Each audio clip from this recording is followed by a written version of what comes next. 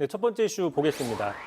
그대 아직도 꿈꾸고 있는가? 박완서 소설 제목으로 좀 해봤는데요. 네. 윤석열 전 대통령의 탄핵 심판 대리인단이었던 김계리 변호사 지난 4일 탄핵 심판 파면 당시에 옅은 미소를 보여서 화제가 된 적이 있었습니다. 네. 최근 전한길 씨가 운영하는 유튜브에 출연해서 이런 이유를 좀 물어봤더니 판결이 너무 황당해서 그랬다라고 답을 했는데 직접 들어보겠습니다. 선고를 쭉 들으면서 이 헌법재판소가 헌법과 법이 섰구나, 미쳤구나라고 생각이 들었고 그래서 눈물도 안 나더라고요.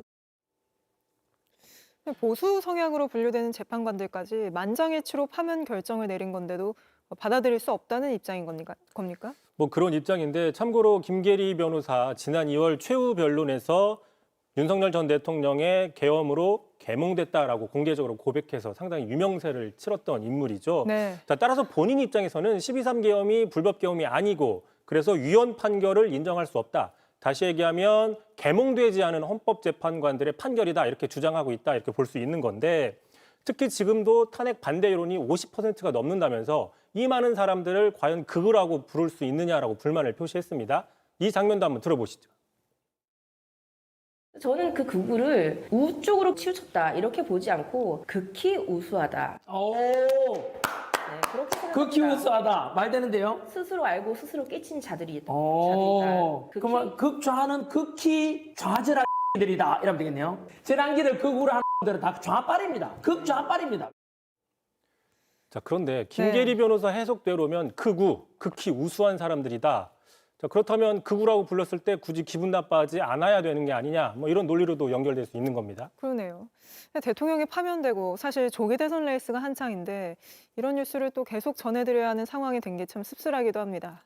그렇습니다. 그래서 뭐 어쨌든 간에 하나를 좀 따져보는데요. 자, 지난 파면 직후 지난 11일 여론조사였습니다. 윤 전 대통령 탄핵안 인용에 대해서 69%가 잘 됐다, 25%가 잘못된 판결이라고 해서 잘 됐다는 판결이 대략 2배 이상입니다. 물론 탄핵 정국이 길어지면서 몇 달 동안 여론의 변곡점들이 있었지만 네. 탄핵 이후에, 파면 이후에 최종 판단은 2배 정도 이상 차이가 난다 이렇게 볼 수 있는 거거든요. 자, 그럼에도 지금 탄핵을 반대하는 여론이 50%가 넘었다면서 김계리 변호사가 현실과 좀 다소 동떨어진 인식을 갖고 있는 것, 이런 주장, 과연 극히 우수하다고 할 수 있느냐 이런 지적에 직면할 수 있는 겁니다.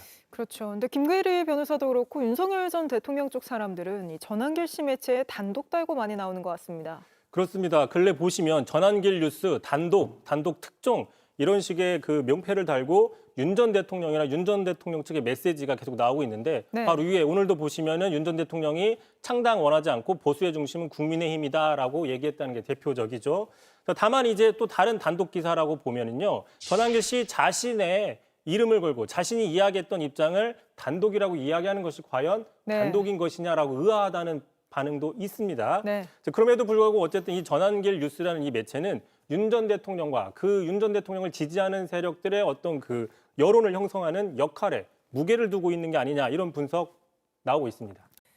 JTBC 뉴스를 시청해 주셔서 고맙습니다. 저희는 저녁 6시 30분 뉴스룸에서 뵙겠습니다.